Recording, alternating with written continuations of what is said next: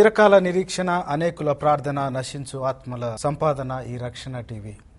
మొట్టమొదటి 24 గంటల సంపూర్ణ క్రైస్తవ ఛానల్ మన రక్షణ టీవీ సమర్పిస్తున్న అసలైన ప్రశ్న సిసలైన జవాబు అనే ఈ కార్యక్రమానికి స్వాగతం.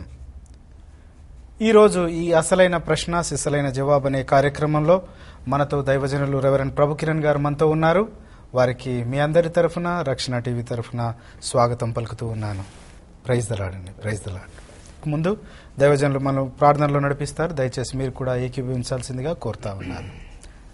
ప్రార్థన చేసుకుందాం. గొప్ప దేవా, మీకు స్తోత్రాలు, వందనాలు చెల్లిస్తున్నాం. యెహోవా తమకు దేవుడిగా గల జనులు ధన్యులు అని ఈ వాక్యంలో సెలవిచ్చారు. ఆ ధన్యతను మాకందరికీ కూడా మీరు అనుగ్రహించారు. మీకు వందనాలు చెల్లిస్తున్నాం. ఈ కార్యక్రమాన్ని మీరు బహుగా ఆశీర్వదించారు. అనేక మర్మాలు, అనేక సత్యాలు ఈ కార్యక్రమం ద్వారా మీరే బోధిస్తున్నందుకు వందనాలు చెల్లిస్తూ, ఈ సాయంత్రం కూడా మరి అలాంటి గొప్ప ధ్యాన సమయాన్ని మాకు ప్రేక్షకులు కూడా మీరు దయచేయండి. మా మాటలు మిమ్మల్ని హెచ్చించాలి, మమ్మల్ని తగ్గించాలి. మా మాటలు మీ రాజ్యాన్ని కట్టేవిగా ఉండాలి. మా మాటలు అనేకులకు ఆదరణకరంగా ఉండాలి అని ప్రార్థన చేస్తున్నాం. ప్రతి మాట కూడా మీ నుండి వచ్చేదిగా, మీ నుండి మాకు, మా నుండి ప్రజలకు, ఆ విధంగా ప్రభా మరి ఈ ప్రాసెస్ అంతా కూడా ఒక ఆశీర్వాదకరమైనటువంటి ప్రాసెస్గా జరగడానికి, అనేకులు మిమ్మల్ని గురించి తెలుసుకోవడానికి ఈ కార్యక్రమాన్ని వాడుకున్నామని యేసు నామమున అడిగి వేడుకుంటున్నాను తండ్రి. ఆమేన్. ఆమేన్. థ్యాంక్ యూ వెరీ మచ్ అయ్య గారు. Thank you very much. మనం గత నెల ఇజ్రాయెల్ దేశం వెళ్ళక ముందు ఒక కార్యక్రమం చేశాం. మళ్ళీ తిరిగి దేవుడు మరొకసారి సమయం ఇచ్చారు. ఈ రకంగా హోలీ ల్యాండ్ అంతా చూసి తిరిగి మళ్ళీ వచ్చిన తర్వాత కూడా ఈ కార్యక్రమం చేయడానికి ప్రభు చూపిన కృపను బట్టి దేవునికి స్తోత్రం. అదేవిధంగా మీరు మాకు అక్కడ ఏదైతే ఎక్స్ప్లెయిన్ చేశారో, చూయించారో, ఆధ్యాత్మికంగా ప్రతి చోట మాకు ఎక్స్ప్లెయిన్ చేశారో అవన్నీ కూడా అద్భుతం, మర్చిపోలేము. ఒకసారి మీతో హోలీ ల్యాండ్కి వచ్చినట్లయితే నాకు తెలిసి ఒక 25 సార్ల కంటే ఎక్కువగా బైబిల్ చదువుకున్నట్లుగా అనిపించే ఆ భాగ్యం కలుగుతా ఉంది. మరి ఇంకా వేరే గ్రూప్స్ సంగతి నాకు తెలియదు కానండి, మీతో వచ్చినప్పుడల్లా ఒక ఆధ్యాత్మికంగా మేము ఎదగడానికి, ఆ సంపూర్ణంగా దాంట్లో అనుభవించడానికి, ఆ సంపూర్ణతను అనుభవించడానికి ప్రభు కృప చూపిస్తున్నారు. అదేవిధంగా మరి ఆ యొక్క ప్రదేశాల్లో మీరు వివరిస్తున్న వివరణ మా హృదయాల్లో నాటుకొని పోయింది. ఈ రకంగా చేయడానికి మీకు ఎందుకు ప్రేరేపణ కలిగింది? 2003లో ఒక పెద్ద చర్చికి నేను ప్రెసిడెంట్ అయ్యాను. ఆ చర్చి కొరకు ఒక గ్రూప్ చేద్దాం అనుకున్నాం. అలా చేయడానికి కొన్ని ఏర్పాట్లు చేశాం. నాకు ఉన్నటువంటి జర్నలిస్టిక్ లింక్స్తో మంచి ఏర్పాట్లు చేశాము. బ్రహ్మాండమైనటువంటి మంచి గ్రూప్ ఫస్ట్ టైం నేను ఆర్గనైజ్ చేశాను 2004 ఆగస్టులో. అది చేసినప్పుడు మొట్టమొదటిసారి నేను ఇజ్రాయెల్ చూడటం అనమాట. ఇజ్రాయెల్కి వెళ్ళినప్పుడు నాకు అనిపించింది ఏంటంటే, ఇజ్రాయెల్ గురించి నాకు తెలిసింది చాలా తక్కువ, అక్కడ చూడవలసింది, తెలుసుకోవాల్సింది చాలా ఎక్కువ ఉంది అని నాకు అనిపించింది. వెళ్ళొచ్చిన తర్వాత రెండవ గ్రూపు వచ్చిన వాళ్ళ బంధువులు, మిత్రుల కోసం చేయమన్నారు. రెండవది చేశాను, తీసుకెళ్ళాను. అలా 3, 4, 5, 6 మనమిద్దరం కూడా చాలా సార్లు వెళ్ళాము కదా. మీ రెండో ట్రిప్ లో ఉన్నారు. తర్వాత కూడా 3-4 సార్లు వెళ్ళాము, మొన్న కూడా వెళ్ళాము. సో ఆ విధంగా it has become an addiction for me. మళ్ళీ పోయి రాగానే మళ్ళీ జెరూసలేం పోదామని. ఇది ఎన్నోసారి అండి? మొన్న 46th టైం, 47th టైం మళ్ళీ అక్టోబర్లో వెళ్తున్నాను. అంటే ఎన్నిసార్లు వెళ్దామని అనుకుంటున్నా? దేవుడు ఎన్నిసార్లు అవకాశం ఇస్తే అన్నిసార్లు. ఏంటా మిషన్? ఏంటి మిషన్? ఏం లేదు, ప్రజల్ని తీసుకెళ్లాలి, యెరూషలేం గురించి, ప్రభు గురించి చెప్పాలి అన్నది తప్ప వేరే ఉద్దేశం లేదు. ఇదేదో డబ్బు కొరకు, వ్యాపారం కొరకు చేసేది కాదు. ఎందుకంటే ఆ రకంగా చేసే వాళ్ళు అయితే ప్రతి ట్రిప్ లో ఒక 2 పాస్టర్ను ఫ్రీగా తీసుకుపోవడం అంటే ఇట్స్ నాట్. రెండే కాదు, కొన్ని ట్రిప్లలో 4-5 కూడా నేను ఛాన్సెస్, కొందరికి నా జోబులోంచి కూడా పెడతాను నేను. So it's for me it's a ministry. Whether people believe it or not, it's a ministry. ఇది పరిచర్యగా టేకప్ చేశాను. ప్రజలు కూడా ఆశీర్వించబడుతున్నారు. కొన్ని వేల మంది ఇప్పటికీ నా ద్వారా వెళ్ళారు. వెళ్ళి వచ్చిన వాళ్ళు మంచి క్రైస్తవులు అయ్యారు. They became believers. సో దేవుడు దీన్ని ఆశీర్వదించాడు, ఈ కార్యక్రమాన్ని. మీతో గడిపినటువంటి టైమ్స్ కూడా they are very wonderful times for me. అప్పుడు మనం ఇద్దరం ఒక్కరమే వెళ్ళినప్పుడు మన ఇద్దరం ఒకటే రూమ్ లో ఉండేసి we used to pray together. మనం కలిసి ప్రార్థన చేసేవాళ్ళం, కలిసి ఆనందించేవాళ్ళం. That was really wonderful for me. మీ ఫెలోషిప్ కూడా నేను రియల్గా ఎంజాయ్ చేశాను ఇజ్రాయెల్లో. చాలా తక్కువ మందితో అట్లా ఎంజాయ్ చేస్తారు. But praise God, God has given me that opportunity. to visit the Holy Land with you also. Thank you very much అన్న. ఎందుకంటే మీరు రక్షణ టీవీని ప్రేమించి 6 టికెట్లు ఫ్రీగా ఇచ్చారు. అందుని బట్టి మీకు మా హృదయపూర్వక వందనాలు తెలియజేస్తున్నాను. దేవుడి చిత్తమైతే ప్రభు కిరణ్ గారి ద్వారా రక్షణ టీవీ మరి అన్నతో కలిసి, ప్రభు కిరణ్ గారితో కలిసి మే 2014లో 200 మందితో ఒక కార్యక్రమం చేయాలి, హోలీ ల్యాండ్ తీసుకెళ్లాలని అనుకుంటున్నాం. ప్రార్థన చేయండి. ఎవరైతే మీరు రావాలని అనుకుంటున్నారో దైవజనులు ప్రభు కిరణ్ గారిని సంప్రదించండి, లేదా రక్షణ టీవీని సంప్రదించండి. మీరు ఆ 2014 సంవత్సరం మే నెల మరి వెళ్ళడానికి కార్యక్రమం చేయబోతున్నారు. ఏమన్నా డీటెయిల్ చెప్పగలరా? అంటే మన ఏం ఆ ట్రిప్ లో 200 మందితో ఏంటి జరుగుతుంది? అంటే మా 200 మంది మామూలుగా 30-40 మెంబర్స్ ని మెయింటైన్ ఉంటాము. అవునండి. కానీ దేవుడు ఎందుకు అనిపించింది నాకు, ఒకసారి రక్షణ టీవీ ద్వారా 200 మంది తీసుకెళ్లి వారికి వాక్యం చెప్పి ఒక 2 రోజులు అక్కడ మీటింగ్స్ లాగా పెట్టి, ఓన్లీ అంటే 3 రోజులు క్రూసైడ్స్ పెడతా ఉంటారు, 4 రోజులు క్రూసైడ్స్ పెడతా ఉంటారు. అట్లా కాకుండా ప్రదేశాలు చూపిస్తూ వాక్యం చెప్తూ ప్రజల్ని బలపరచాలని చాలా మంది నన్ను అడుగుతున్నారు. యాక్చువల్ గా మీరు రక్షణ టీవీ తరఫున ఒక గ్రూప్ ఎందుకు చేయకూడదని చాలా మంది ఫోన్ చేసి నన్ను అడిగారు. అడిగినప్పుడు నేను బెన్నర్ గారిని సంప్రదిస్తాను, ఒకవేళ వారు ఒప్పుకుంటే రక్షణ టీవీ తరఫున చేస్తానని చెప్పాను. రక్షణ టీవీకి word loving channel and word preaching channel అనేటువంటి ఒక పేరు ఉంది దేవుని దయ వల్ల. సో దాన్ని బట్టి చాలా మంది ఏమైనా దైవికమైన విషయాలు ఏమైనా తెలుసుకోవాలంటే the first channel for them to approach will be the రక్షణ టీవీ. కాబట్టి ఒక మంచి స్పిరిచువల్ ట్రిప్ ఒకటి ఆర్గనైజ్ చేయాలి అని ప్రజలు అనుకున్నప్పుడు వాళ్ళే నాకు సజెస్ట్ చేశారు, రక్షణ టీవీ తరఫున ఒక గ్రూప్ ఎందుకు చేయొద్దంటే నేను బన్నర్ గారిని అడిగి వీలుంటే చేస్తానని చెప్పాను. మీరు కూడా దానికి ఒప్పుకున్నారు, చాలా సంతోషం. థ్యాంక్ యూ అండి. Very exciting time for me also. మీతో కలిసి ఏది చేసినా కూడా మాకేం అభ్యంతరం లేదు. ఎందుకంటే దైవజనులు దేవుడు మిమ్మల్ని దీవించాడు. ఆధ్యాత్మికంగా మాకు ఎన్నో రకాల సలహాలు ఇస్తూ ఈ రక్షణ టీవీకి ఒక అడ్వైజర్ గా మాతో వెన్నుతట్టి మాతో ఉన్నారు. అందుని బట్టి మీకు వందనాలు. అదేవిధంగా మరి ఈ ప్రోత్సాహం ఏదైతే మీరు వచ్చే కార్యక్రమాల గురించిన అడ్వైజర్స్ కానీ లేకపోతే ఏవైనా కూడా మీరు ఇస్తున్న అడ్వైజర్స్ కూడా చాలా ప్రశంసనీయం. It's my privilege always. Thank you అండి. Thank you very much. ఈ రకంగా ఈ యెరూషలేము గురించి మరి ఈ రోజు కూడా మేము ప్రశ్నలు అడగబోతున్నాం. యెరూషలేము పట్టణం గురించిన ఎన్నో విషయాలు, చాలా మందికి అర్థం కాని విషయాలు దాగి ఉన్నాయి. అసలు యెరూషలేము ఎవరిది అనే ప్రశ్న దగ్గర నుంచి మొదలై యెరూషలేమును తిరిగి యేసు ప్రభు అంటే రాకడలో ఎందుకు ఎంచుకున్నాడనే ఆ ప్రశ్న వరకు కొన్ని ప్రశ్నలు అడగాలని అనుకుంటున్నాం. అయితే మొట్టమొదటి ప్రశ్నగా, ఈ ఇశ్రాయేలు దేశం ప్రపంచమంతా చెదిరి ఉన్న యూదులదా, ముస్లింలదా, లేకపోతే ఈ క్రైస్తవులదా, ఎవరిది అనేది తెలుసుకోవాలని ఉంది. అయితే ఈ ప్రశ్నకు జవాబు మీ దగ్గర నుంచి రాకముందు ఎవరైనా ఫోన్ చేసి వారి ఉద్దేశం ఏమని చెప్తారేమో చూద్దామండి. ఆ తర్వాత ఈ ప్రశ్నకు మీ ద్వారా జవాబు తీసుకుంటాం. ఎందుకంటే ఇజ్రాయెల్ దేశం ఎవరిది? అంత చిన్న దేశం. మరి ఆ దేశం గురించి ప్రపంచమంతా కూడా ఎందుకు ఆలోచన చేస్తున్నారు? దానికి ఉన్న ప్రాముఖ్యత ఏంటి? అసలు అవన్నీ కూడా కొంచెం మనం డీటెయిల్ గా విందాము. అయితే ఈ వాగ్దాన సంతానం అంటే ఎవరు? ఈ ఇష్మాయేలు జనాంగందా లేకపోతే ఇస్సాకు జనాంగందా? వాగ్దాన సంతానం అంటే ఇస్సాకు వలనైనటువంటి సంతానమే వాగ్దాన సంతానం అని దేవుడు వాక్యంలో చాలా స్పష్టంగా చెప్పాడు. మనం చూద్దాం ఒకసారి ఆదికాండం. దేవుని వాక్యంలో మనం ఏమంటున్నాం అన్నది ముఖ్యం కాదు, దేవుని వాక్యం ఏం చెప్తున్నదే చాలా ప్రాముఖ్యమైన సంగతి. ఆదికాండము 12వ అధ్యాయము 7వ వచనంలో చూసినట్లయితే, యెహోవా అబ్రాహామునకు ప్రత్యక్షమై నీ సంతానముకు ఈ దేశం ఇచ్చేదనని చెప్పగా అతడు తనకు ప్రత్యక్షమైన యెహోవాకు ఒక బలిపీఠమును కట్టెను. అబ్రహాము సంతానానికి ఈ దేశం ఇస్తానని ప్రభువు వాగ్దానం చేశాడు. సరే, మరి అబ్రహాము సంతానం అంటే ఇష్మాయిల్ కూడా అబ్రహాము సంతానమే, ఇస్సాకు కూడా అబ్రహాం సంతానమే. సంతానం అంటే ఇద్దరు ఎవరే కావచ్చు, మరి ఇస్మాయిల్ది కాదు, ఇస్సాకుదే అని ప్రభు ఎక్కడని చెప్పాడా అది కూడా మనం చూద్దాం ఒక్కసారి. ఆది కాండంలోనే 18వ అధ్యాయము 17 నుంచి చదువుతున్నాను. అప్పుడు యెహోవా, నేను చేయబోవు కార్యము అబ్రాహామునకు దాచెదనా? అబ్రాహాము నిశ్చయముగా బలము గల గొప్ప జనమగును, అతని మూలముగా సమస్త జనములను ఆశీర్వదించబడును. ఎట్లనగా యెహోవా అబ్రహామును గురించి చెప్పినది అతనికి కలుగజేయనట్లు తన తర్వాత తన పిల్లలను తన ఇంటివారును నీతి న్యాయములు జరిగించు యెహోవా మార్గమును గైకొనుటకు అతడు వారికి ఆజ్ఞాపించినట్లు నేను అతన్ని ఎరిగి ఉన్నానని. కాబట్టి అబ్రహాముకు దేవుడు ఈ యొక్క దేశాన్ని వాగ్దానంగా ఇచ్చాడు.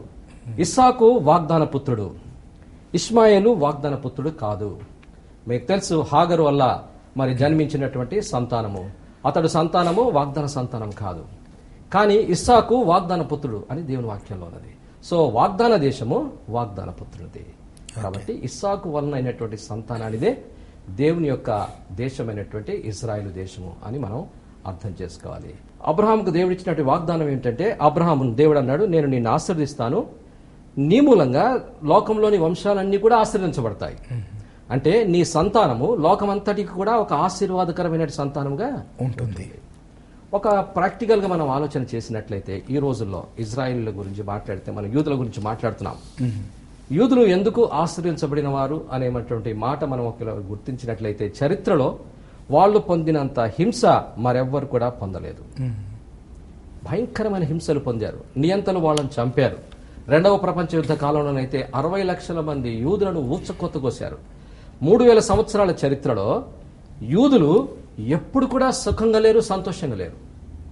ఎప్పుడు కూడా వాళ్ళు యెరూషలేములో లేరు. 1947 నుంచే వాళ్ళు ఇప్పుడు ఆ దేశంలో కాపురం ఉంటున్నది. 1947లో వాళ్ళు స్వతంత్రం ప్రకటించుకున్న తర్వాత ఇప్పుడే వాళ్ళు కాపురం ఉంటున్నారు. దానికి ముందు ప్రపంచంలో అంతటా చెదిరిపోయి ఉన్నారు. ఏ దేశంలో ఉన్నారో ఆ దేశపు సంప్రదాయాలు వాళ్ళు పాటించారు. కానీ దేవుని యొక్క నిబంధనలు మాత్రం వాళ్ళు మర్చిపోలేదు. మీరు గమనించుంటారు, యూదుల యొక్క భాష హెబ్రీ భాష. అవునండి. 1947 వరకు కూడా 3000 సంవత్సరాల పాటు, అంటే ఫర్ ఎగ్జాంపుల్ మీరు ఇండియా తీసుకుందాము. ఇండియాలో కొన్ని యూదుల ఫ్యామిలీస్ ఉండేవి. మీకు కేరళలో కొన్ని ఫ్యామిలీస్, మహారాష్ట్రలో కొన్ని ఫ్యామిలీస్ యూదుల ఫ్యామిలీస్ ఉండేవి. కొన్ని వందల సంవత్సరాలుగా వాళ్ళు ఇక్కడ ఉన్నారు.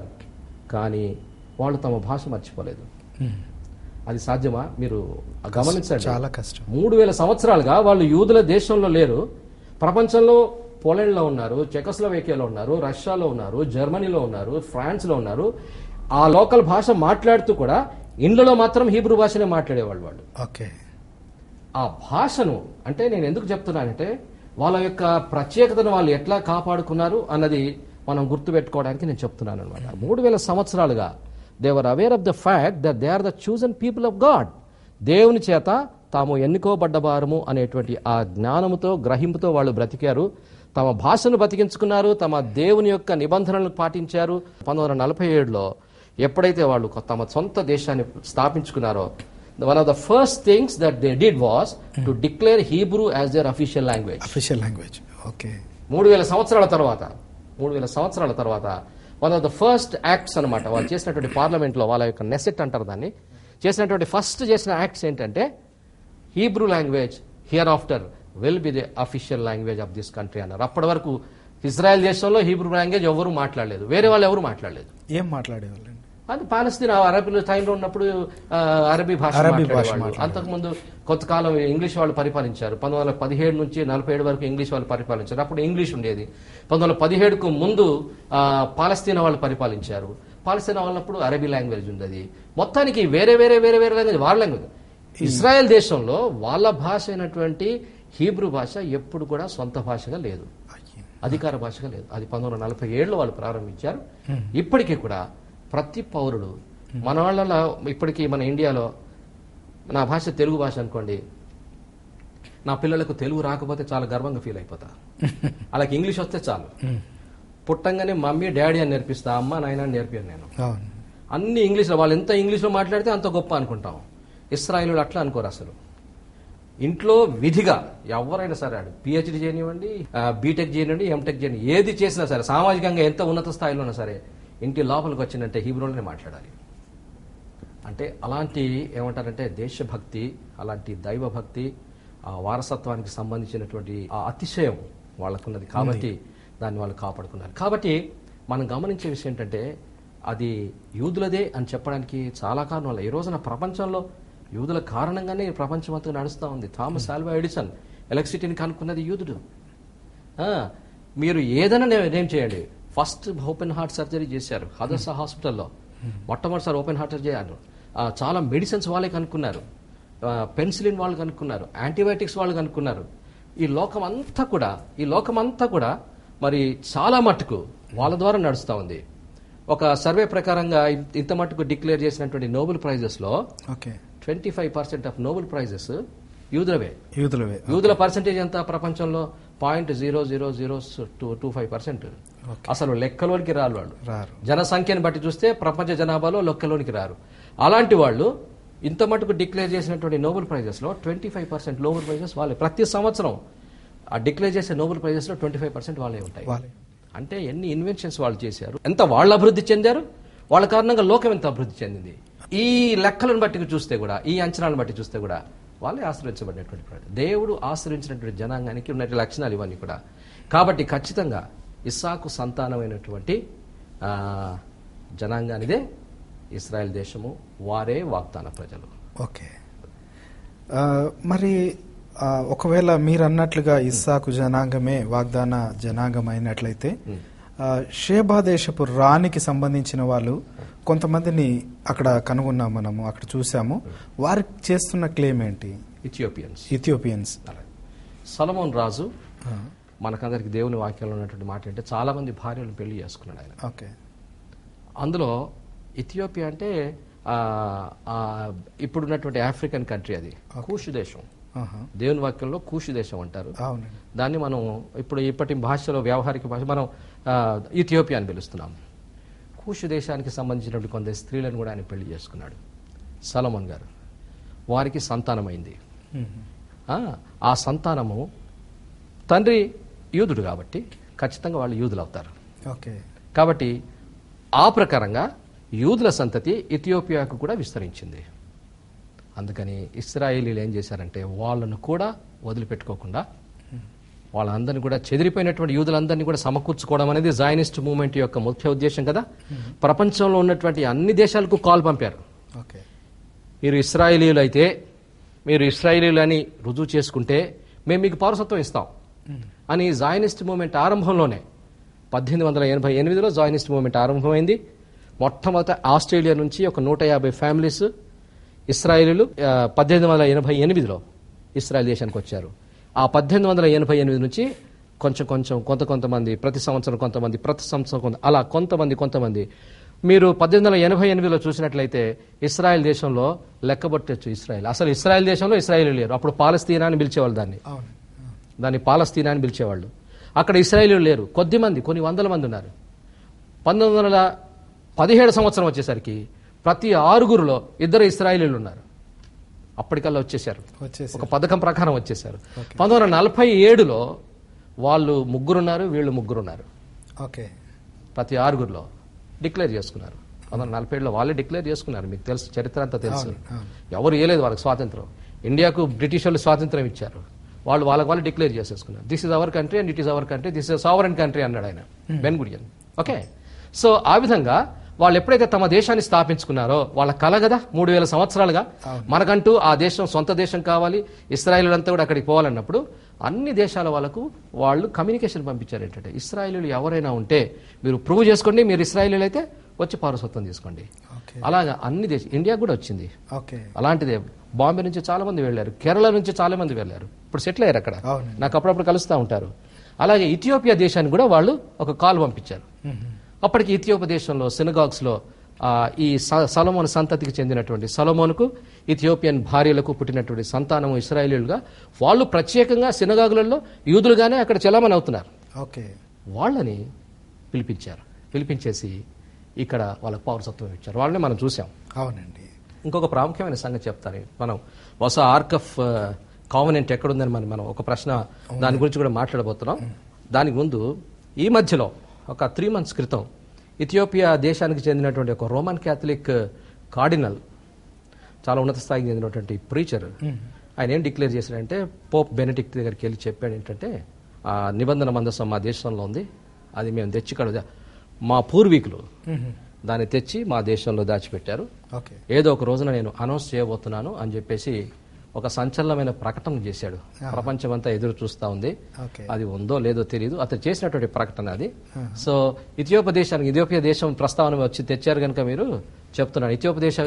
ఇథియోపియాకు దేవుడు అంత ప్రాధాన్యతనిచ్చాడు. నిజానికి ఆఫ్రికన్ కంట్రీస్ కి మనం పెద్దగా ఇంపార్టెన్స్ ఇవ్వము, పేద కంట్రీస్, తర్వాత వెనుకబడిన కంట్రీస్. కానీ వాక్య ప్రకారంగా అక్కడ యూదులు ఉన్నారు.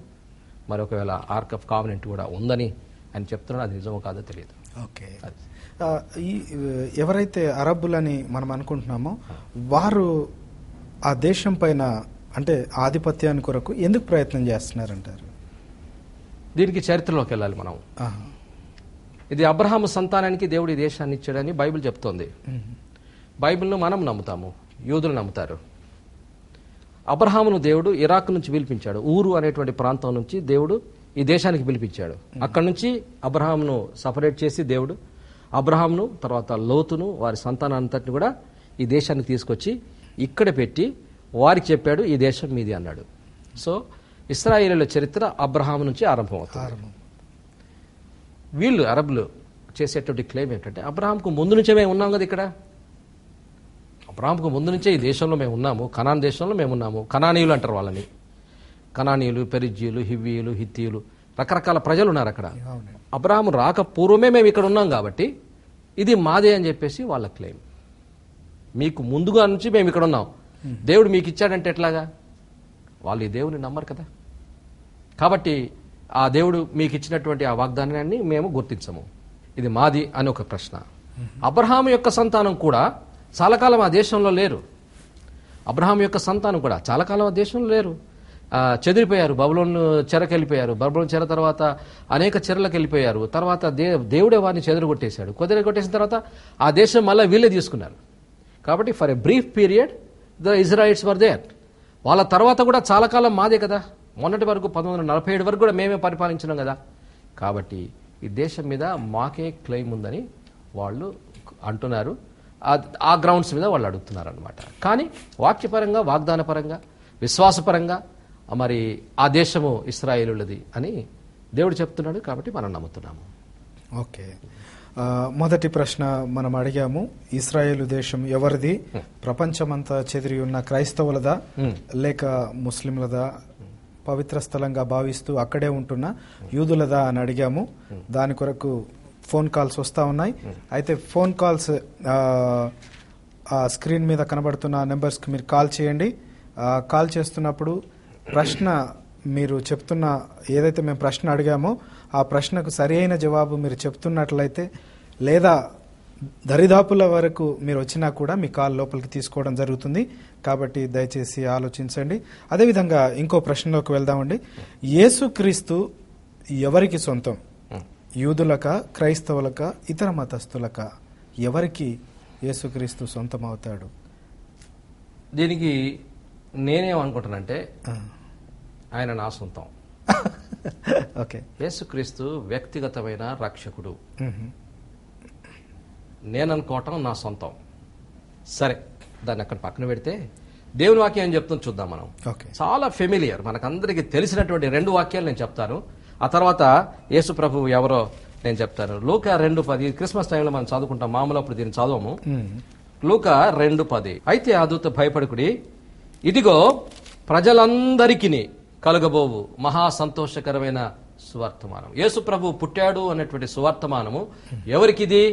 అమెరికన్లకు, రష్యన్లకు, ఇండియన్లకు కాదు, ప్రజలందరికీ, లోకమంతటికి కూడా ఆనందించదగినటువంటి ఆ రక్షణ సువార్త. అది 3:16 చూద్దాం ఒకసారి. యోహాను 3:16 మనకు అందరికీ కూడా తెలుసు. దేవుడు లోకమును ఎంతో ప్రేమించనంటాడు. లోకాన్ని ఎంతో ప్రేమించి తన అద్వితీయ కుమారుడైనటువంటి యేసుక్రీస్తును ఆ లోకమంతటికి కూడా నిత్య జీవాన్ని ఇవ్వడానికి దేవుడిచ్చాడని వాక్యం ఉంటుంది. దేవుడు లోకమును, యోహాను 3:16, లోకమును ఎంతో ప్రేమించను కాగా తన అద్వితీయ కుమారునిగా పుట్టిన వాని యందు విశ్వాసముంచు ప్రతి వాడును నశింపక నిత్య జీవం పొందినట్లు ఆయనను అనుగ్రహించాను. ఆయనను లోకమునకు అనుగ్రహించాను. లోకమునంతటిని ప్రేమించి దేవుడిని లోకానికి అనుగ్రహించాడు. కాబట్టి జీసస్ బిలాంగ్స్ టు ఎవ్రీవన్.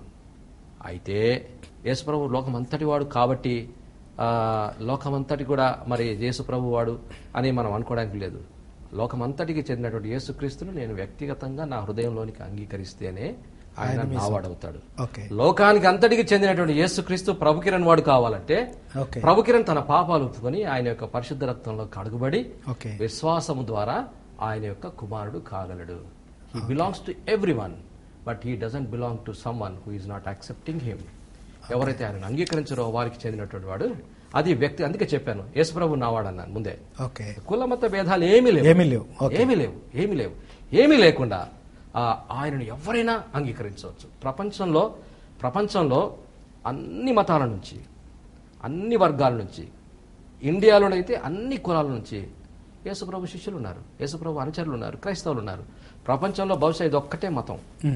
అన్ని మతాలు, అన్ని కులాలు, అన్ని వర్గాలు, అన్ని స్థాయిల నుంచి కూడా ప్రజలను తనలోనికి తీసుకునేటువంటి ప్రేమ యేసుక్రీస్తు యొక్క ప్రేమ. So the whole world belongs to him, but ultimately you have to own him up.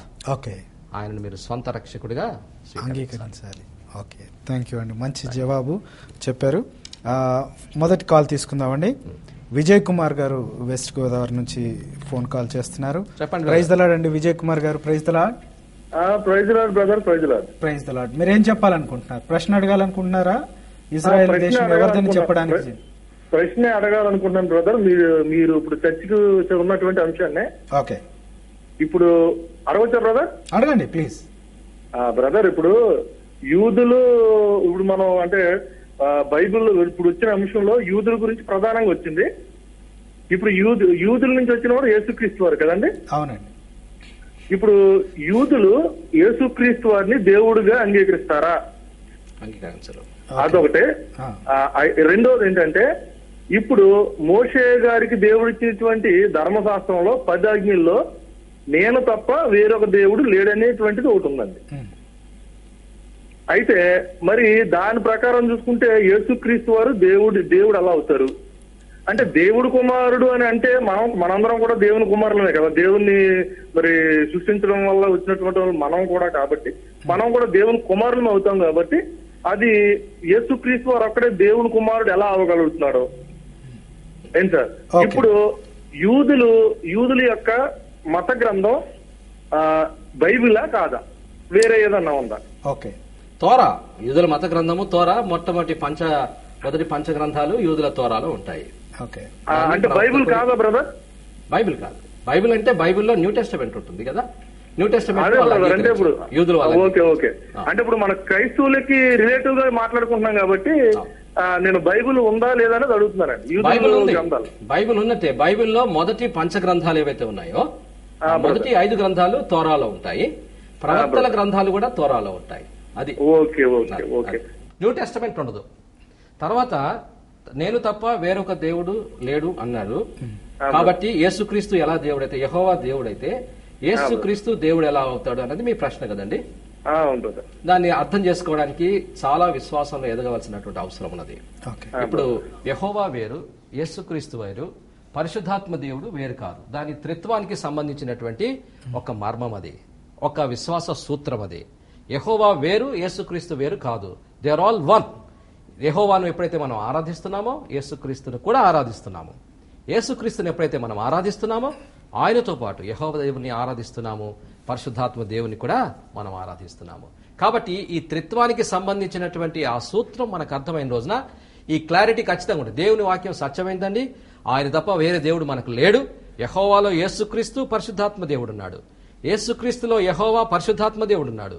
పరిశుద్ధాత్మ దేవునిలో యెహోవా ఉన్నాడు, యేసుక్రీస్తు ఉన్నాడు. ఈ 3 కలిపి ఒక దేవుణ్ణే మనం ఆరాధిస్తున్నాము. త్రిత్వమైనటువంటి ఒక దేవుణ్ణి మనం ఆరాధించేవారము. ఏ క్లాష్ లేదండి మనకు ఆ విషయంలో. ఓకే. యేసుక్రీస్తు దేవుడైతే మనం కూడా యేసుక్రీస్తు దేవుని కుమారుడు అంటున్నారు కదా, మరి మనం కూడా దేవుని కుమారులమే కాబట్టి మనము యేసుక్రీస్తు కాదండి, కుదరదండి. యేసుక్రీస్తు ఆయన యొక్క కుమారుడుగా ఈ లోకానికి వచ్చి శిలువ యాగం చేసి తన రక్తాన్ని ధారపోసి మనల్ని పరిశుద్ధపరిచిన కారణంగా మనం దేవుని యొక్క కుమారులమయ్యాము. యేసుక్రీస్తు కార్యం వల్ల మనం పరిశుద్ధులమయ్యి యేసుక్రీస్తుతో సమానం కాలేమండి. యేసుక్రీస్తు ఆయన అద్వితీయ కుమారుడు అన్నాడు. ఇక ఆయన తర్వాత వేరే కుమారులు లేరు. యేసుక్రీస్తు ఆయన యొక్క అద్వితీయ కుమారుడు. ఆయన తర్వాత ఆయనను బట్టి సమాధానపరచబడి ఆ స్థాయిని మనం పొందాము. దేవుడు తన యొక్క కృపను బట్టి మనకు ఆ స్థాయిని ఇచ్చాడు. ఆయన అన్నాడు, మీరు నా కుమారులు కుమార్తెలని. కాబట్టి మన కుమారులు మనము యేసుక్రీస్తు ద్వారా సమాధానపరచబడిన వారు కాబట్టి ఆయనతో మనం ఎప్పుడు కూడా సమాధానపరచబడలేము. ఆయనతో సమానం మనం ఎప్పుడు కూడా కాదు. ఓకే, థ్యాంక్ యూ అండి. ఇంకో కాల్ తీసుకుందామండి. మేరీ గారు ఏలూరు నుంచి కాల్ చేస్తున్నారు. ప్రైజ్ ద లార్డ్ అండి మేరీ గారు. ప్రైజ్ ద లార్డ్ అండి బ్రదర్ గారు. అమ్మా మీ ప్రశ్న అడగండి. ఏలూరు నుంచి చేస్తున్నాను. అవును, అదే దేవుని మందసం గురించి చెప్తున్నారు కదా బ్రదర్ గారు. అవును, దాని ఆచూకీ ఎక్కడ దొరకలేదు మనకి అని. నేను దాని గురించి నేను ఒక మాట చెప్తాను. ఎట్లా మనం నిబంధన మందసం గురించి మాట్లాడాలనుకున్నాం కాబట్టి, నిబంధన మందసము ఎప్పుడైతే ఇశ్రాయేలు బబులోను చెరకు వెళ్ళిపోయారో ఆ తర్వాత అది డిసిపిర్ అయిపోయింది. ఓకే, అప్పటి వరకు సొలొమోను యొక్క మందిరంలో అది పెట్టబడింది, అతి పరిశుద్ధ స్థలంలో. మరి ఆ 10 ఆజ్ఞలకు సంబంధించినటువంటి పలకలు, అహరోను యొక్క చిగురించే కర్ర, ఇవన్నీ, తర్వాత మన్నా ఉన్నటువంటి ఆ పాత్ర, ఈ 3 నిబంధన మందసంలో ఉండేవి. మొదటి ఆలయంలో, సొలొమోను కట్టినటువంటి ఆలయంలో అవి అత్యంత పరిశుద్ధ స్థలంలో ఉండేది. ఆ తర్వాత ఎప్పుడైతే బబులోను చెరకు వీళ్ళందరూ కూడా వెళ్ళిపోయారో, when the first temple was destructed, మొదటి ఆలయం ఎప్పుడైతే డిస్ట్రక్షన్ జరిగిందో అది మాయమైపోయింది. మాయమైపోవడం వెనక దేవుని యొక్క సంకల్పం ఒకటి ఉందని నేను నమ్ముతున్నాను. ఇర్మియా గ్రంథంలోనే 3:16లో ఒక మాట ఉంటుంది. ఇర్మియా గ్రంథము 3:16లో చూసినట్లయితే, మీరు ఆ దేశంలో అభివృద్ధి పొంది విస్తరించు దినములలో జనులు యెహోవా నిబంధన మందసమని ఇకను చెప్పరు. అది వారి మనస్సులోనికి రాదు. దానిని జ్ఞాపకం చేసుకున్నారు. అది పోయినందుకు చింతపడరు. ఇక మీదట దాన్ని చేయరాదు. ఇదే యెహోవా వాక్కు. అంటే క్రమంగా అది నిబంధన మందసము మీ యొక్క జ్ఞాపకంలో నుంచి చెరిగిపోతుంది అని ప్రభు చెప్పాడు. ఎప్పుడైతే సెకండ్ టెంపుల్ వాస్ బిల్ట్, సొలొమోను కట్టినటువంటి ఆలయంలో అది ఉంది. రెండవ టెంపుల్ కట్టేటప్పటికి నిబంధన మందసం లేదు. హేరోదు కట్టినటువంటి టెంపుల్లో యేసు ప్రభు ఆరాధన చేసింది హేరోదు కట్టినటువంటి టెంపుల్లో. కాబట్టి అందులో నిబంధన మందసం లేదు. రెండవ టెంపుల్ నుంచి ఇంకా ఆ నిబంధన మందసం ఎప్పుడు కూడా దేవుని యొక్క పరిశుద్ధ స్థలంలో లేదు. దాన్ని ఎవరు కూడా, దాని మీద చాలా కాంట్రవర్సీ. ఇందాక సహోదరు చెప్పినటువంటి విషయం నేను చెప్పాను ఇందాక, కూషు దేశంలో, ఇథియోపియా దేశంలో ఉన్నదే ఒక అంటున్నాడు. కొన్ని వెబ్సైట్లు నేను చూశాను, యేసు ప్రభువును సరిగ్గా సిలువ వేసినటువంటి చోట ఆ సిలువకు క్రింద దాచిపెట్టారు అని చెప్పేసి, ఆ యొక్క ప్రభు యొక్క పరిశుద్ధ రక్తం దాని నిబంధన మందసం మీద పడింది అని ఒక స్టోరీ ఒకటి ఉంది. ఇదే ఈ ఇర్మియా ప్రవక్తనే నెబో పర్వతానికి తీసుకెళ్లి మనం చూసాము జోర్డాన్ దేశంలో, నెబో పర్వతంలో దాన్ని ఎక్కడో దాచిపెట్టాడని చెప్పేసి ఒక స్టోరీ. కొన్ని వందల స్టోరీస్ ఉన్నాయి. నిబంధన మందసము కొత్త నిబంధన కాలంలో యేసుప్రభువే నిబంధన మందసము దేవుని యొక్క సన్నిధికి సాదృశ్యము. ఆయన ఆజ్ఞలకు, ఆయన యొక్క ప్రశంసకి అది సాదృశ్యం. అది కొత్త నిబంధన కాలంలో నిబంధన మందసం ఎవరు అంటే యేసుప్రభువే. ఇంకా యేసుప్రభు వచ్చిన తర్వాత నిబంధన మందసానికి దానికి అవసరం లేదు, దానికి అవసరత లేదు. యేసుప్రభువే మన మధ్యలో, ఆయన శరీరధారిగా, దేవుడే శరీరధారిగా మన మధ్య సంచరించినటువంటి కాలంలో ఇక నిబంధన మందసానికి అవసరం లేదు, దాని యొక్క అవసరం లేదు. కానీ ఆ నిబంధన మందసం ఏమైంది, ఎక్కడికి పోయింది?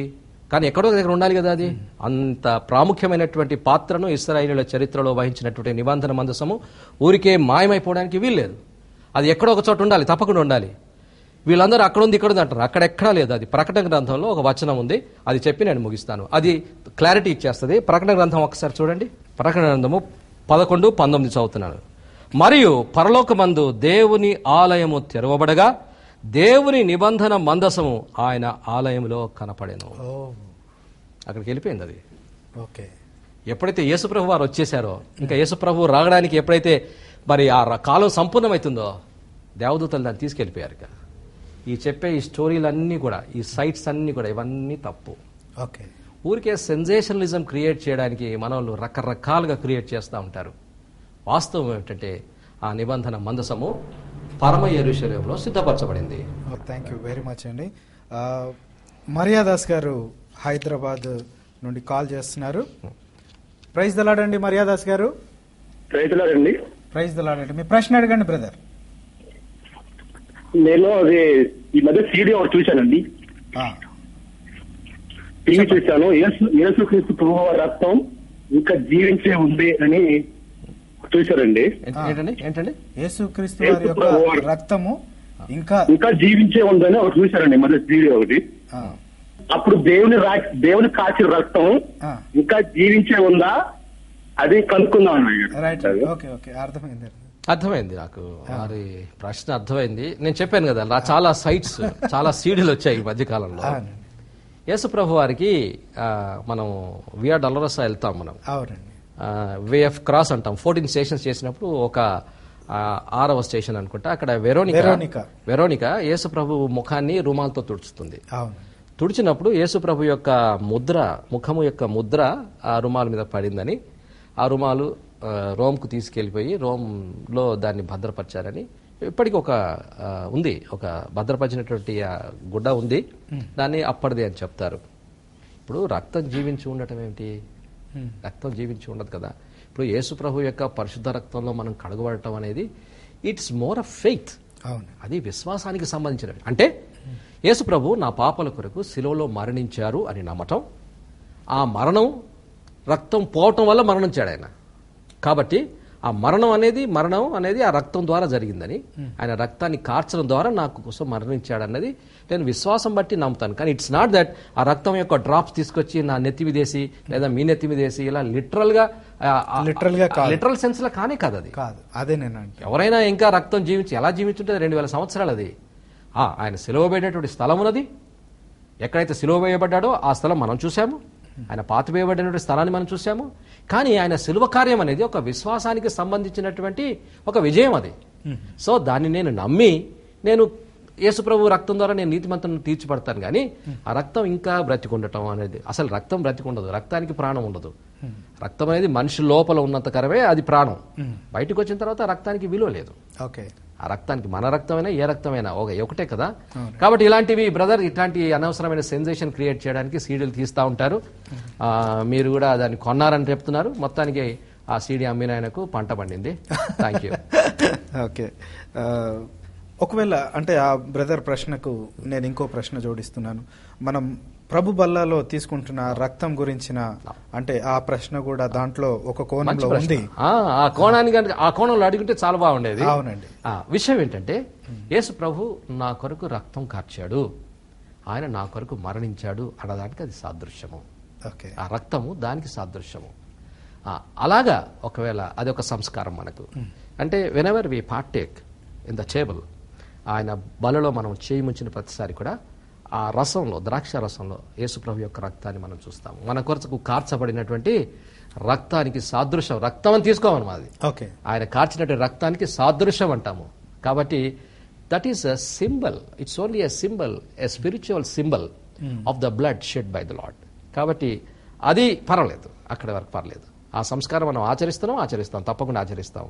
కానీ లిటరల్ గా రక్తం బ్రతికి ఉండటం అనేది it is not something to be believed. Okay, thank you అండి, thank you very much. Prasad గారు కాల్ చేస్తున్నారు నర్సాపురం నుంచి, కాల్ తీసుకుందాం. ప్రైజ్ ద లార్డ్ అండి ప్రసాద్ గారు. ప్రైజ్ ద లార్డ్ అండి. మేము అడిగిన ప్రశ్నకు జవాబు చెప్పగలరా? ఇశ్రాయేల్ దేశం ఎవరిది? అది మొదట అక్కడ 7 జాతులు చెందిన వారిదండి. మొదట 7 జాతులు హివీలు, జర్గాషీలు వాళ్ళండి. తర్వాత యెబూసీనీయులు అనే జాతిని జయించిన తర్వాత వీళ్ళు ఇజ్రాయెల్ అది పరం అవుతుంది. Okay brother, that is right. మీరు చెప్పిన మాట వాస్తవం. యెబూసీలను జయించి మరి దావీదు దాన్ని తన పురానికి రాజధానిగా చేసుకున్నాడు.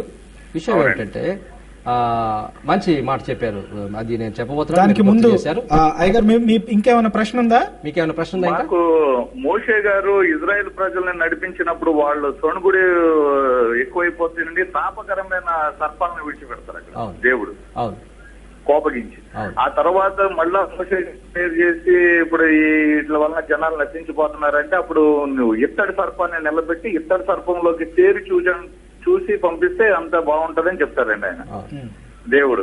అసలు మరి ఇదే ఇప్పుడు సర్పమే సైతం అయినప్పుడు మళ్ళా ఇత్తడి సర్పాన్ని ఎందుకు అక్కడ నిలబెట్టారండి? అది దానికి ఉద్దేశం మాకు అర్థం కావట్లేదు. ఓకే, మంచి ప్రశ్న అడిగారు.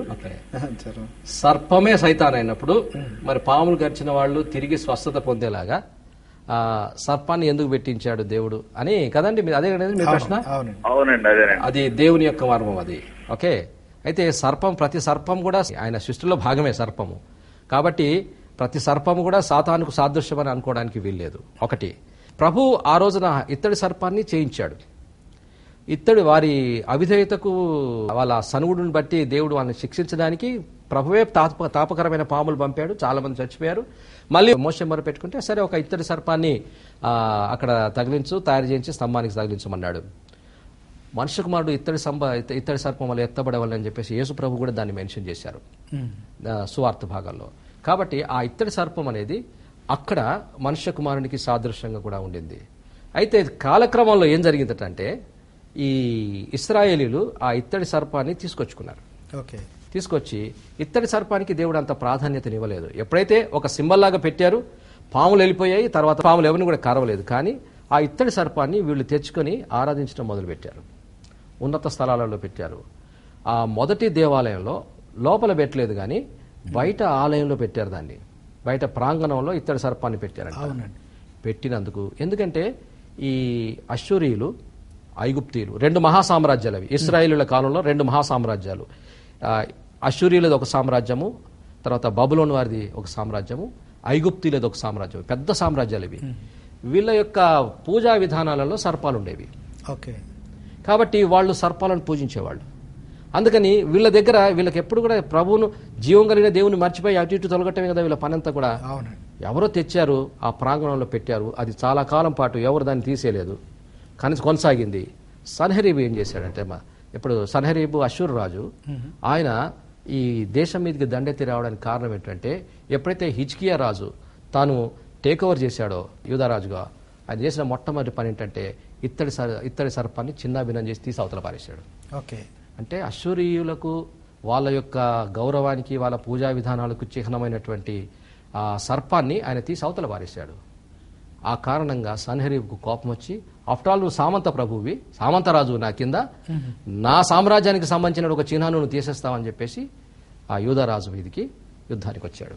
వచ్చినప్పుడు సన్హెరీబు ఆ ఒక ఉత్తరాన్ని పంపిస్తే హిజ్కియా రాజు ఆ ఉత్తరాన్ని దేవుని సన్నిధిలో పరిచి చదివి, ప్రభువా నన్ను రక్షించు అంటే దేవుడు యుద్ధం చేయవలసిన అవసరం లేకుండానే రక్షించాడు యూదా జనాంగాన్ని, హిజ్కియా రాజును. అంటే యూదా రాజు అయినటువంటి హిజ్కియా చేసినటువంటి పనిని దేవుడు సమర్థించాడు. ఆ ఇత్తడి సర్పం చాలాసార్లు కాలక్రమంలో కొన్ని మనకు విగ్రహాలుగా మారిపోతూ ఉంటాయి. విన్నారా? నాకు తెలిసి మా చిన్నతనంలో మనం క్రైస్తవులం విగ్రహాలను మనం నమ్మము, కానీ అప్పట్లో జీసస్ కాల్స్ అనేటువంటి ఒక్కటే మ్యాగజైన్ వచ్చేది. నాకు తెలిసిన మా బంధువులు కొందరు తలగడ కింద పెట్టుకుని పండుకునేవాళ్ళు. ఏంటంటే చెడ్డ కళలు రావని. ఎవరైనా పేషెంట్స్ దగ్గర పోయినప్పుడు జీసస్ కాల్స్, మంచిదే, ఉద్దేశం మంచిదే, అంటే అది ప్రభు గురించి రాసి ఉంటారు, అందులో ప్రభు గురించి రాశారు కాబట్టి దినకరన్ గారి మీద గౌరవము. దాన్ని బట్టి నేను 25-30 సంవత్సరాల కింద సంగతులు చెప్తున్నాను. నేను అవి తీసుకెళ్ళి ఎవరైనా పాగలేకుండా పడుకొని ఉంటే, జ్వరంతో పడుకొని ఉంటే ఏదైనా వస్తే ఈ మ్యాగజైన్ తీసుకుపోయి వాళ్ళ తలగడ కింద పెట్టేవాళ్ళు. ఇలాంటి విగ్రహాలు అనుకోకుండానే మన జీవితంలోనికి వస్తాయి. ప్రభు చాలు మనకు, ఇవన్నీ అవసరం లేదు. కొన్నిసార్లు అవిశ్వాసాన్ని బట్టి, బలహీనమైన విశ్వాసాన్ని బట్టి ఇలాంటి ప్రాక్టీసెస్కి మనం లొంగుతూ ఉంటాము. కాబట్టి ఇత్తడి సర్పం అలాగా ఇశ్రాయేలీయుల యొక్క జీవితంలో భాగమైంది. దానిని హిజ్కియా రాజు తీసేశాడు.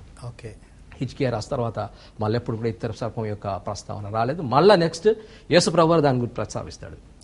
అదనమాట. ఓకే అండి, థ్యాంక్ యూ వెరీ మచ్. ఇంకో ప్రశ్నలోకి వెళ్దాం. యేసుక్రీస్తు గురించి మనం మాట్లాడుతూ ఉన్నాం. నజరేతులో నుంచి ఏదైనా మంచిది వస్తుందా అని బైబిల్లో ఉంది. అలాంటి ఆ ప్రశ్న మనలో ఉన్నప్పుడు యేసుక్రీస్తుకు నజరేయుడైన యేసు అని పిలిపించుకోవడంలోని భావం ఏంటి? అలా ఎందుకు జరిగింది? చాలా మంచి ప్రశ్న అండి అది. నాకు చాలా ఇష్టమైనటువంటి సబ్జెక్ట్ కూడా. ఎందుకంటే మనం దేన్ని తృణీకరిస్తామో దాన్ని దేవుడు మూలరాయిగా చేస్తానన్నాడు. మనుషుల విషయంలో ఏదైతే తక్కువ విషయం ఉంటుందో దేవుడు దాన్ని కనపరుస్తాడు. మనుషుడు దేన్నైతే చాలా గొప్పది అంటాడో దాన్ని దేవుడు తగ్గిస్తాడు. ఆయన మనలాగా ఆలోచించే దేవుడు కాదు. మన ఆలోచనలు ఆయన ఆలోచనల వంటివి కాదు, ఆయన ఆలోచనలు మన ఆలోచనల వంటివి కాదు. ఇది నతనీయేలు చేసినటువంటి ఒక వ్యాఖ్య. మేము ప్రభువును కనుక్కున్నాము అని ఎప్పుడైతే చెప్తారో, నజరేతు నుంచి మంచిది వస్తుందా అని నతనీయేలు అంటాడు. నతనీయేలు ఎక్కడ వాడంటే కానా దేశానికి చెందినవాడు. నజరేతుకు కానాకు మీకు తెలుసు కదా, 4 కిలోమీటర్ల దూరం ఉంటుంది. ఈ 4 కిలోమీటర్ల దూరంలోనే నిజానికి నజరేతు కంటే కానానే పెద్ద గ్రామం ఆ కాలంలో. దానికి చరిత్ర చాలా విషయాలు చెప్తుంది. వీళ్ళంతా నార్త్లో ఉంటారు, ఇజ్రాయెల్లో నార్త్లో ఉంటారు వీళ్ళంతా. ఈ నార్త్లో ఉండడాన్ని బట్టి ఈ ప్యాగన్ కంట్రీస్ ఉన్నాయి చూసారా, అశ్షూరు సామ్రాజ్యం, సిరియా, లెబనాను, మీరు ఈ దేశాలకు ఈ అన్యులైనటువంటి దేశాలకు వీళ్ళు దగ్గరలో ఉన్నారు. దగ్గరలో ఉన్న కారణంగా ఎవరైనా ఇజ్రాయెల్ దేశం మీదకి దాడికి వస్తే మొట్టమొదట ఈ గలిలయ సరస్సు, గలిలయ ప్రాంతానికి చెందినటువంటి ఈ గ్రామాల మీద దాడులు జరిగేవి. వెంటనే అక్కడ నుంచి యూదులు పారిపోయి సౌత్కు పారిపోయి వచ్చేవాళ్ళు. యూదులు ఆ గ్రామాలు వదిలిపెట్టి సౌత్కు వచ్చేవాళ్ళు. అంటే మీకు కానా, గలిలయ ఈ ప్రాంతాల్లో యూదులు ఎక్కువగా నివసించేవాళ్ళు కాదు. యూదులను వెళ్ళగొట్టేసి అన్యులైనటువంటి సిరియన్లు, తర్వాత అషూరియులు, లెబనాన్కి చెందినటువంటి వాళ్ళు, జోర్డన్ దేశం, మోయాబు దేశానికి చెందినటువంటి వాళ్ళు, వీళ్ళు నివాసం చేసేవారు. అంటే అక్కడ అన్యుల యొక్క ప్రాక్టీసెస్ ఎక్కువ ఉండేటివి. నార్త్ ఇజ్రాయెల్కి సంబంధించినటువంటి ఈ ప్రాక్టీసెస్ వేటిని కూడా సదరన్ ఇజ్రాయెలెట్ వాళ్ళు, అంటే యెరూషలేం వాళ్ళు నార్త్కు చెందినటువంటి వాళ్ళని తక్కువగా చూసేవాళ్ళు. చూసి అందుకంటే వీళ్ళు గలిలీలు కదా, మనకు తెలుసు కదా అంటారు పేతురు వాళ్ళని చూసి. గలిలీలు అంటే తక్కువ వాళ్ళు అన్నమాట అర్థం. అంటే అక్కడ రిలీజియస్ ఫౌండేషన్స్ అంత స్ట్రాంగ్ ఉండవు అని వీళ్ళకు ఉన్నటువంటి ఒక అభిప్రాయం.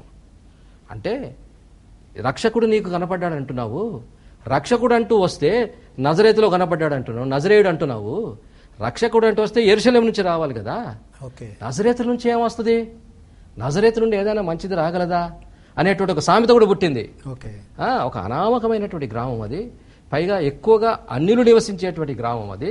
అషూరియులు లేకపోతే లెబనాన్ చెందినటువంటి వాళ్ళు, సిరియన్లు నివసించే దేశంలో, అన్యుల ప్రాక్టీసెస్ ఎక్కువగా ఉండేటువంటి దేశంలో ఒక రక్షకుడు ఎట్లా పుడతాడు, ఆ దేశం ఆ ప్రాంతం నుంచి రక్షకుడు ఎట్లా వస్తాడు, రక్షకుడు రావడం అంటే జరిగితే టెంపుల్ ఉన్నటువంటి ఫౌండేషన్స్ స్ట్రాంగ్ ఉన్నటువంటి యెరూషలేం నుంచి సౌత్ నుంచి రావాలి కదా అనేటువంటి మెస్సియా అక్కడి నుంచి రావాలనేటువంటి ఒక ఉద్దేశము చాలా మంది యూదులకు ఉన్నది.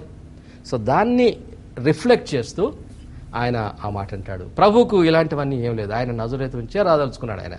ఆయనకు ఏదైతే లోకం తృణీకరిస్తుందో అదే ఆయనకు చాలా ప్రియమైంది. మరొకసారి నజరేతు విషయంలో అదే రుజువైంది.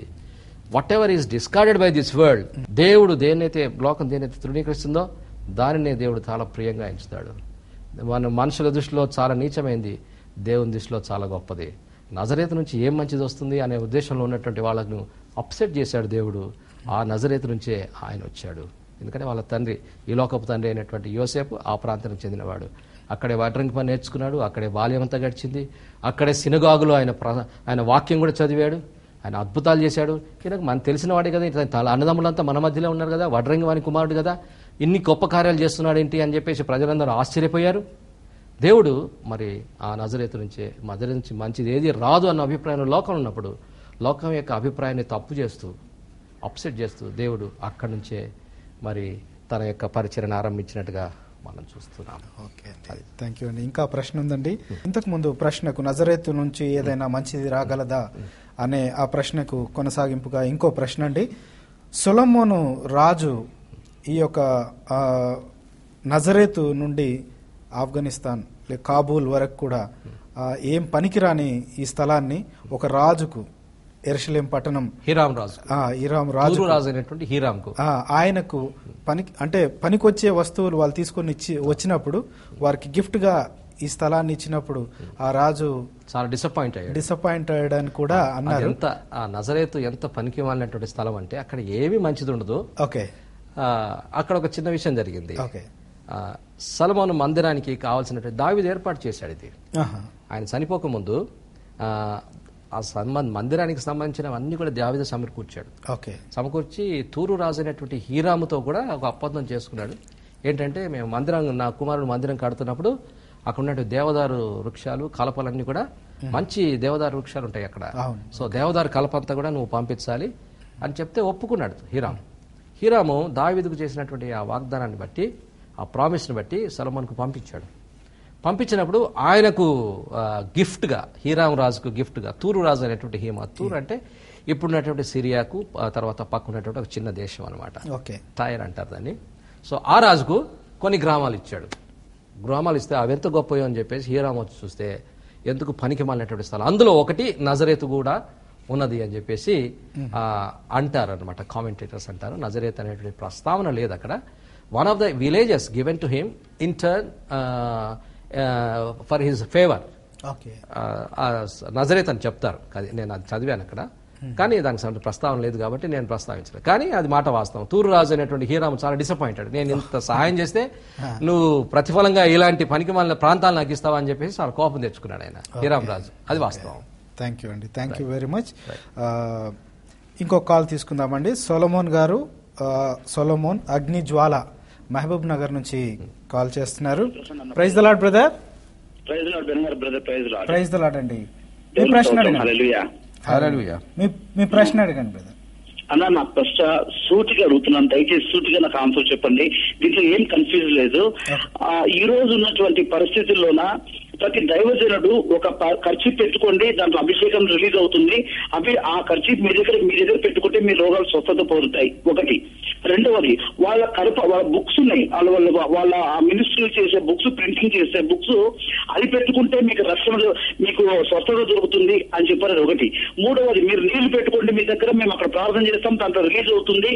మరి ఇది ఒక విగ్రహంగా భావించవచ్చా, లేదంటే కనుక యేసయ్య పేరులోనే స్వస్థత ఉంది, ఆయన పొందిన గాయం ద్వారా స్వస్థత ఉంది అన్నది బైబిల్ వాక్యం. ఎక్కడ కానీ ఖర్చు పెట్టుకోండి, మీ బుక్ పెట్టుకోండి, కింద తల కింద పెట్టుకోండి.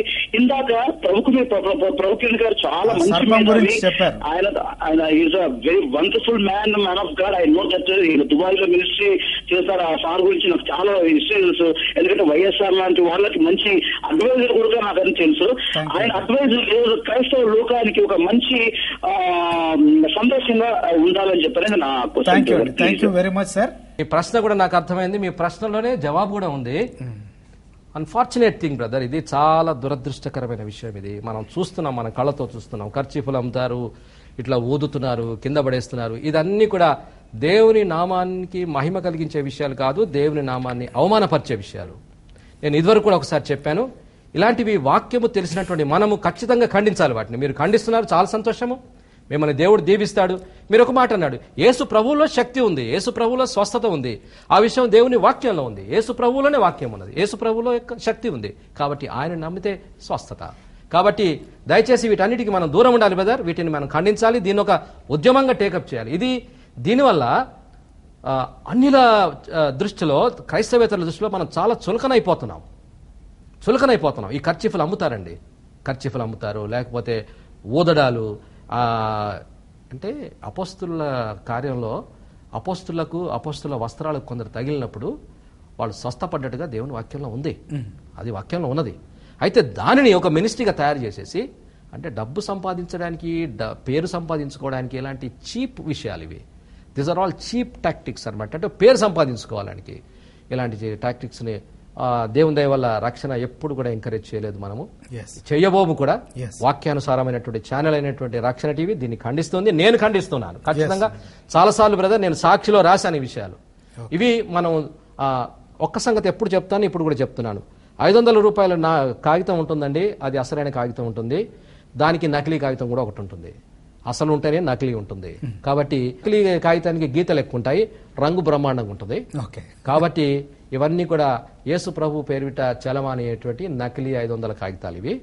అది ఒకటి 2 చోట్ల అది చలమాని అవుతుందేమో, కానీ ఏదో ఒక రోజున ఏ బ్యాంకర్ చేతుల్లో పడ్డప్పుడు తీసి చెత్తబుట్లో పారేస్తారు. థ్యాంక్ యూ అండి. ఇంకొక ప్రశ్న ఆఖరిగా, సీనాయి పర్వతాన్ని లేకపోతే ఈ హోలీ ల్యాండ్ అనే ప్రదేశాన్ని వెళ్ళి చూసి అప్పుడే విశ్వసించాలా, లేకపోతే మనం చదివిన దాన్ని విన్నదాన్ని బట్టి విశ్వసించాలా? ఏం చేస్తే బాగుంటుంది? ఒకటి, హోలీ ల్యాండ్ వెళ్ళడం ద్వారా ఏంటి నేర్చుకుంటాం? హోలీ ల్యాండ్ వెళ్ళటం అనేది మనం ఇవి అసలు ఉన్నాయా లేదా అని కనుక్కోవడానికి వెళ్ళొద్దండి అక్కడికి. అక్కడికి వెళ్ళక పూర్వం కూడా అవన్నీ ఉన్నాయని మనం నమ్మాం. Even before we went there we knew that there is a city called Bethlehem. There is a place in Bethlehem which is called the Church of Nativity. అంటే అక్కడికి వెళ్ళి అవి చూసి ఓహో ఇలాగా అని అనుకోవాల్సిన అవసరం లేదు. వాళ్ళు అక్కడికి వెళ్ళాల్సిన అవసరం లేకుండానే ఇవన్నీ మనం వాక్యంలో నమ్ముతున్నాం. కాకపోతే అక్కడికి వెళ్ళిన తర్వాత that becomes a reconfirmation to us.